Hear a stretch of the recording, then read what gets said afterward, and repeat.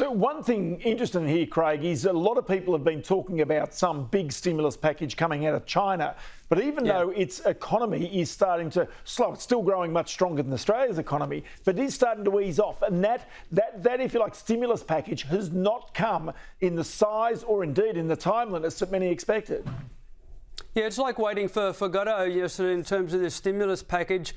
Maybe, the iron ore bulls basically holding out a degree of light. But certainly, what we did see in the latest reading in terms of the manufacturing purchasing managers index coming out of China, we saw a lift from 49.1 to 50.8. So any reading above 50 shows an expansion in the manufacturing sector. So the latest indicator was good. It was above 50 for the first time in 6 months. It was the strongest reading we've seen in terms of a year. So there's hope in terms of that. There's the expectation in terms of China that they want to grow their economy at a 5% annual pace. The demographics, though, are working against it because their population now is shrinking rather than growing.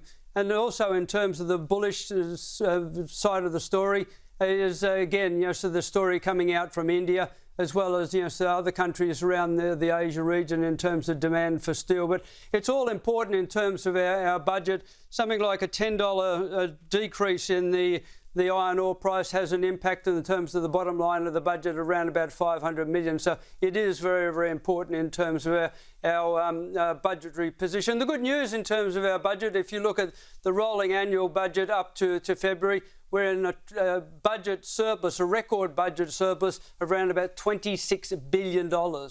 Which is the reason why, of course, the Treasurer is now talking about cost of living relief, plus also those tax cuts that will come through. One other aspect of this, though, is it's always worth reminding people that the price that the government puts in the budget for iron ore is much, much lower, even than those current depressed prices that are on the markets.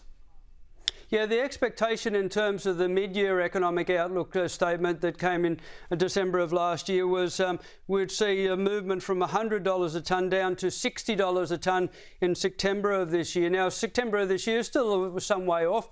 It may achieve its objective, but it's still much higher than what the federal government's estimating, as you indicated. So, therefore, as a result, all this has an impact, as even Ed was saying, on the Australian dollar very quickly.